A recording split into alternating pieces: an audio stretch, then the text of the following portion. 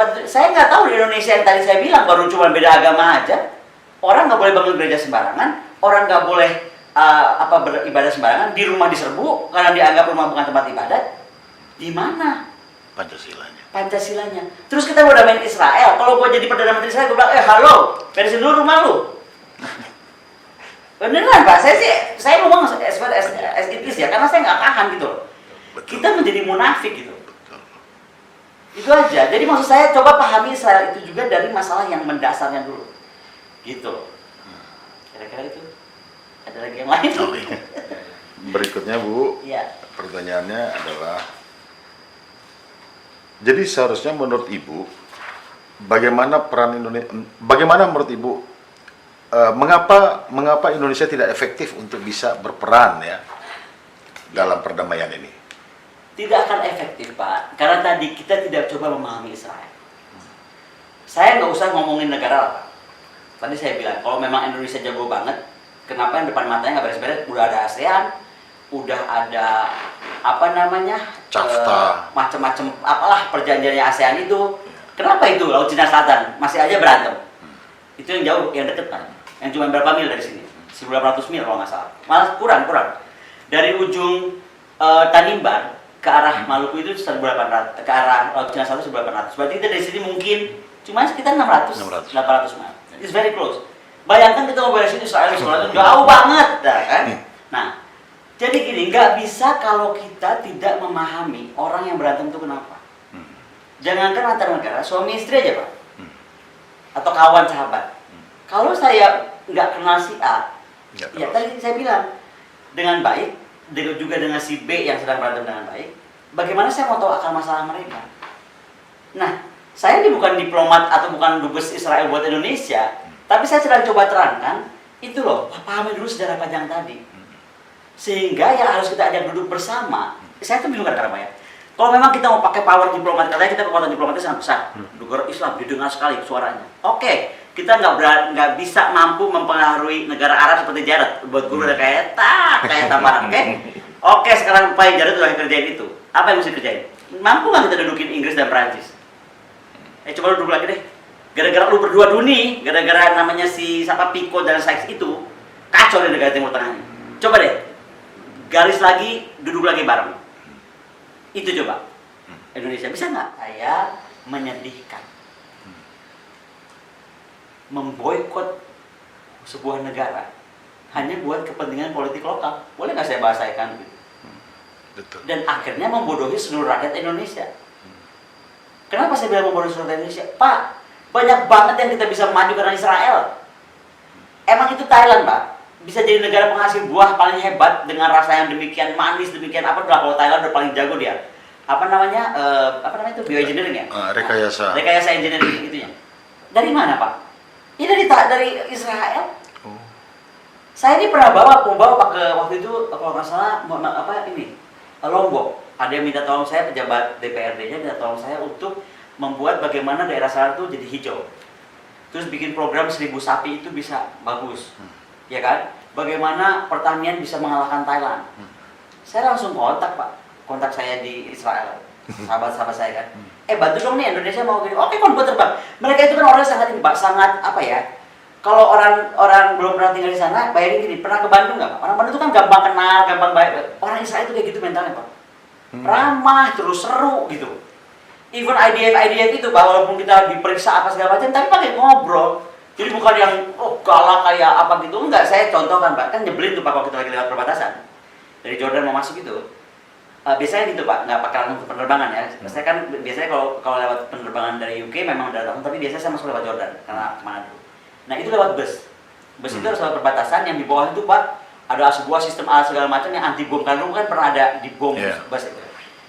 Mereka masuk nih Pak, bentar, paspor kita diminta. Kan? Kalau ada apa-apa kita suruh turun. Buka deh kopernya. Dan itu random. Mereka by feeling aja. Kan mereka masih muda-muda, anak-anak IDF yang masih baru muda. Tapi mereka tahu turis itu penting buat Israel. Dan tahu banget orang macam bete banget kalau kopernya dibuka-buka. Bapak tahu apa? Attitude mereka itu. Dibukain lah koper, diajak ngobrol, ketemu minyak wangi. Lu pakai minyak kayak gini, gua juga. Jadi kita yang diperiksa kan nggak jadi kayak sekarang diperiksa di bandara yang udah kayak kita robot itu. Enggak Pak. Itu saya bilang, orang Israel itu lebih humanis kok. Hmm. Tapi jangan pernah nyakitin mereka. Itu saya bilang, sejarah mereka tuh sejarah orang disakiti. Jadi dia tuh boleh dong kalau mereka tuh aware, punya kecurigaan atau waspada. Tapi at the same time, dia juga punya pendapat bahwa kalau dia di-attack, dia akan bikin orang 1000 kali attack. Pernah dengar nggak kalimatnya Moshe Dayan? Moshe Dayan tuh bilang gini, Israel itu harus menjadi bangsa yang kayak anjing gila. Itu kalimat Moshe Dayan terkenal sekali, Pak. Jadi Israel itu harus menjadi bangsa seperti anjing gila. Apa artinya? Ngamuk aja gitu, ngamuk kalau diganggu. Anjing gila kan kalau nggak diganggu nggak ngamuk, Pak, dia diam aja. Was diganggu, selamat ulang tahun. Sama, Pak, Israel juga begitu. Karena kembali kita mesti tahu sejarahnya dan betapa mereka itu sudah terombang-ambing dan mereka yakin kepada satu, mereka itu bangsa janjikan Tuhan. Bapak mesti cari buku ya, tolong Google deh. Buku saya itu hilang. Namanya Two Nations Under God. Dua bangsa di bawah Tuhan. Itu tentang apa, Pak? Israel dan Amerika. Jadi Amerika itu merasa dia itu kena dekat sekali sama Israel. Supaya kecipratan dia itu adalah bangsa di bawah Tuhan, makanya militer under God. Kan Tuhan di uang dia kan militer under God. Yeah. Emang Indonesia ada? Yeah. Kita percaya kepada Tuhan yang Maha Esa nggak ada. Setelah kita dapat Pancasila tadi, nggak ada tuh di uang rupiah ini. Jadi Pak, beda banget antara slogan diucap sama praktek keseharian.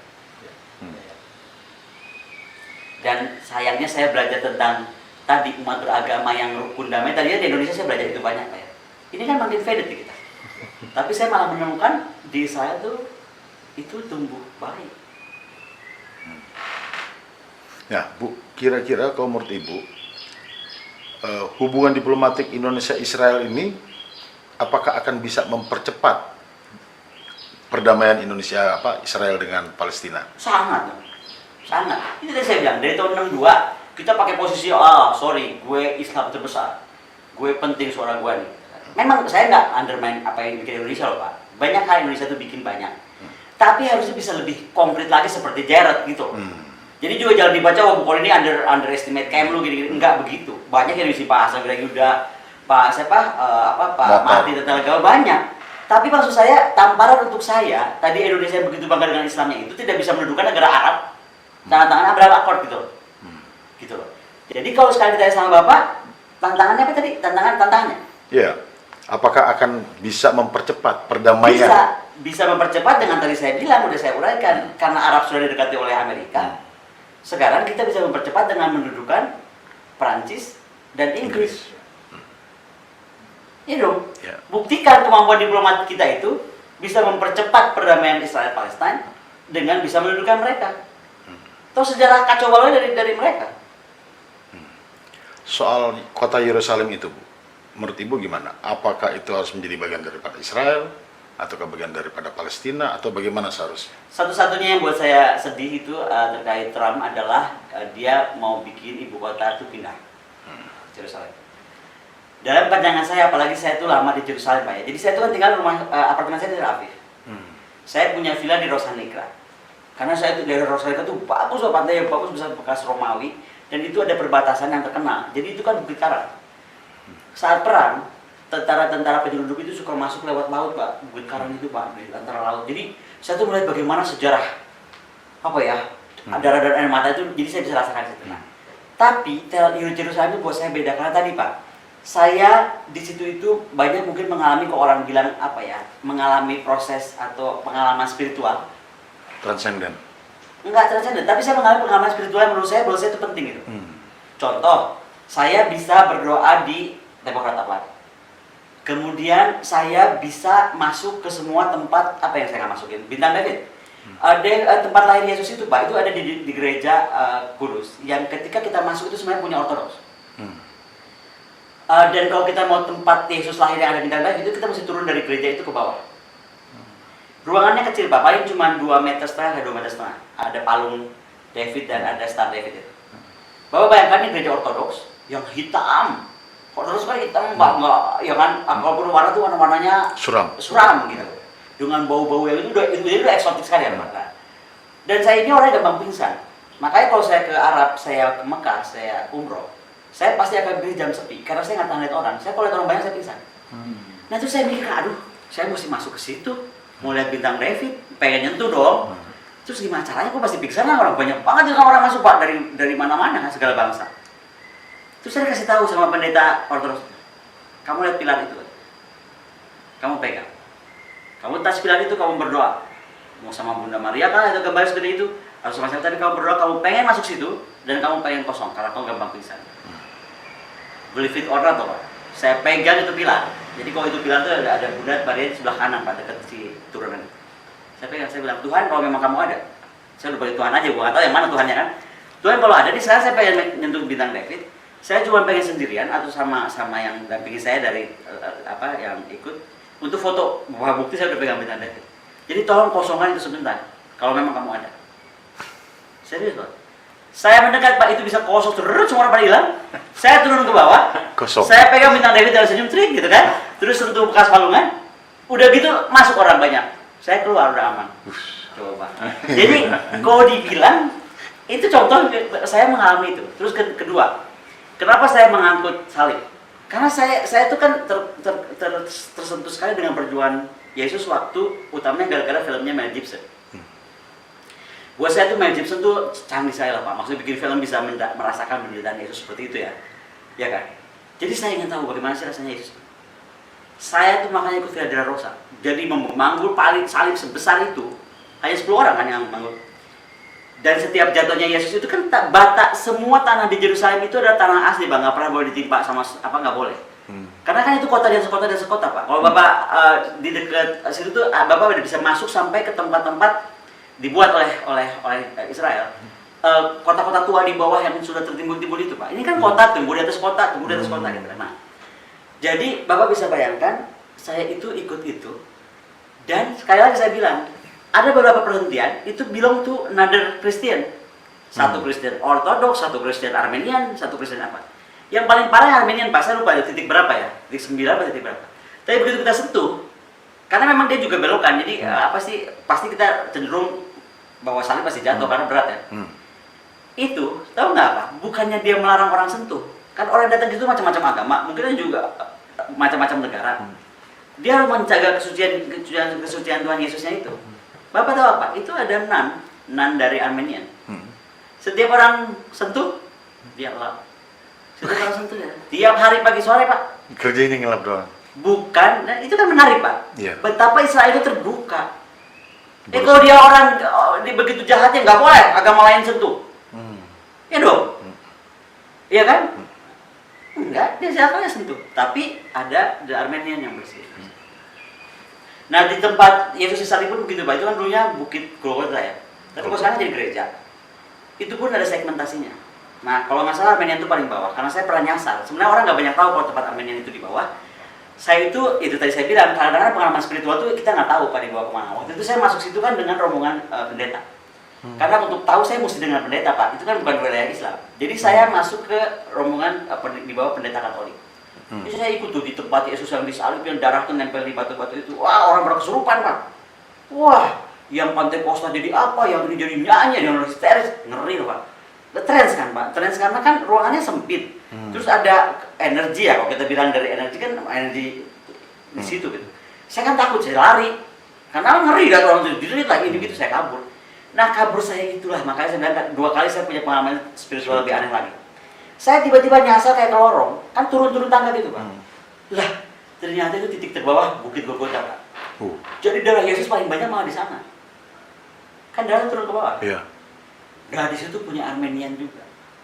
Jadi situ ada satu nan, kan itu nggak boleh dipegang Pak. Jadi ada kaca gitu. Nah kita cuma pegang kaca, itu pun kacanya dilap sama dia. Setiap kita pegang. Darah yang nempel di batu karang itu, batu Bukit Golgota. Nah yang kedua adalah ketika aku ke Al-Aqsa. Al-Aqsa itu saya mesti beda banget Pak Al-Aqsa. Al-Aqsa itu begitu kita masuk kan itu udah dekat pasar Pak ya. Ketika dia masuk itu tuh udah lama dijaga oleh para pejuang Islam itu. Wah senjatanya berat Pak, ini ubet-ubet semua. Ubet semua Pak. Jadi beda masuk ke gereja-gereja, masuk ke tadi tempat-tempat sucinya agama mereka yang lain-lain selain Islam itu beda. Masuk Al-Aqsa itu dijaga ketat Pak, dijaga ketat. Begitu saya masuk Assalamualaikum gitu kan, penjaganya langsung keluar 6 gitu kan. Terus saya bilang, saya mau masuk gitu kan, mau ketemu muftinya, imamnya. Ada apa dia bilang gitu. Saya mau lihat tempat Nabi Muhammad itu Isra Mi'raj dan saya pengen tahu Masjid Al-Aqsa bukan cuma dari cerita kan, Di Al-Aqsa, detailnya. ya. Kamu baca dulu Fatihah, baca aku. Kulhu baca, untung gak disuruh baca Yasin, kalau Yasin nggak bisa. Udah nggak bisa. Nggak bisa, ya kan? Dia langsung oke, dari Indonesia, Assalamualaikum, silakan masuk.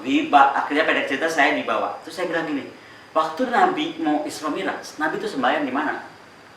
Kenapa juga saya nanya juga begitu? Saya juga nggak tahu kenapa saya nanya begitu. Urusannya apa gunanya Nabi sembahyang di mana? Tapi pokoknya itu terucap dari mulut saya. Tiba-tiba Pak, ini orang Arab loh, gede banget ya. Kebanyakan orang Arab tuh gede banget, segede bapak kali itu pokoknya. Sementara saya dulu pernah keliling beberapa negara waktu sama Temi Habibie, keluarga Habibie diingetin tuh, lu kalau sama orang Arab hati-hati, hilang lu. Sekali gitu kan. Jadi waktu saya mau dibawa turun ke Pak, aduh gue dihilangin nggak ya? Tapi udah ini masjid lah gitu kan, apa saya tempat suci.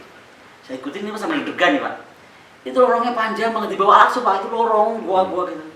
Tiba-tiba berhenti di satu tempat Pak, itu ujung batu. Jadi kalau di atas satu batu besar itu, di bawah inilah batu dasarnya. Ya kan kebayang ya? Iya. Ini kan gerejanya gini nih, ini kan batu nih. Masjidnya sorry. Mungkin pelataran di sini, nah, batu bawah tuh di sini. Nah, saya tuh ke bawah itu. Di situ ada kayak cekungan gitu tempat Nabi sholat. Saya cuma sholat sendiri Pak di situ ditemenin sama si imam. Mestinya. Gimana coba saya nggak merinding Pak? Jadi banyak pengalaman juga spiritual yang bikin saya akhirnya tadi saya kok jadi punya perasaan bahwa apa ya, kebenaran itu harus disampaikan. Kalau enggak orang misunderstand all the time about the Israelis. Belum lagi kalau saya cerita saya dibawa ke tempat mereka kan punya ini Pak, punya apa sekte-sekte gitu. Ada yang apa yang namanya saya lupa tuh, itu saya bawa tuh kitabnya itu ada foto yang dari situ. Itu orang suci Pak, tinggi banget Pak, panjang bener, mungkin sampai seperti Nabi Daud itu apa orang panjang itu. Itu sama Pak orang suci banget berdoa. Itu terus tuh kayak ada rabainya. Saya kan lagi lewat sama orang saya lain sendiri dan jangan salah Pak, kita seperti masuk ke pura, kalau perlu kita mesti pakai apa? Masuk dari situ kita mesti pakai kayak Islam. Mesti rapat gitu, nggak boleh pakai baju terbuka apa. Ketika saya habis berdoa di situ segala tahu rabainya manggil saya sini. Dia kayak bisa lihat kamu nih ya satu hari harus cerita banyak tentang Israel keluar, nggak banyak kan? Beneran Pak? Dia nggak tanya saya dari bangsa apa enggak? Tentu dia ngomong ini, kamu dari tadi saya lihat sehari kamu harus ngomong tentang Israel sebenarnya. Nah kata-kata dia itu Pak, ke saya tuh kayak beban. Beneran. Kan saya juga mikir kalau gue ngomong Israel dari yang aneh, maka tiba-tiba kok kemarin ya Wahid mengundang saya bicara dan saya pikir ya udah kan udah waktunya lah aku ngomong. Orang mau membenarkan atau menyalahkan terserah, tapi itu pengalaman saya dong yang saya alami dan makanya saya tulis juga di buku gitu. Nggak bisa itu gitu dialami orang. Coba ada belum lagi Bahai, ya kan? Bahai itu kan juga agama yang aneh kalau kita bilang, tapi dihormati di Israel. Ada Bahai di Israel? Lah, gereja terbesar paling bagus di Israel Bahai Pak. Itu putih kayak White House di atas bukit. Gereja Bahai itu mewah sekali Pak, dan itu kalau nggak salah itu mahal sekali, jadi kan Israel kecil Pak ya, membebaskan tanah untuk bikin gereja Bahai itu tuh mahal sekali. Pendetanya tuh pakai itu, saya ingat waktu itu pakai Mercy yang paling baru, jadi orang kaya, agama orang kaya Bahai itu, makanya kan Madonna semua kan. Gitu. Jadi tadi soal Yerusalem tadi sebaiknya bagaimana Bu? Kembali, saya ngomong Yerusalem seperti apa, kenapa saya tadi cerita agama Ina itu, supaya ada latar belakang. Kalau saya pribadi lebih percaya mending Yerusalem itu menjadi sementara ya, sebelum Indonesia bisa duduk tadi, katanya yakin bisa dapetin. Sementara menjadi tempat milik internasional dan dijaga oleh internasional. Maksudnya PBB? Ya apapun lah. Jadi sekarang orang tetap bisa ke situ, tidak dibelah antara Palestina dan Israel juga. Semua sama yang seperti saya ceritakan dari panjang lebar ini, bahwa saya bisa menikmati Yerusalem. Seperti kemarin saya menikmati gitu. Karena kalau itu terus jadi jatuh ke tangan siapapun, saya nggak mau sebut apa ya, ya pasti nggak akan seperti itu Pak. Sebelum agreement betul-betul antara mereka terwujud gitu, pasti nggak, pasti. Dan dari segi keamanan agak bahaya Pak. Di sana tuh polisi, polisi Israel ini kan ini Pak, polisi anti terornya Israel itu kan bukan polisi, dia tentara Special Forces yang di BKO kan ke polisi. Makanya itu yang saya dari awal juga ngomong kenapa di polisi kita tidak seperti Israel aja gitu loh.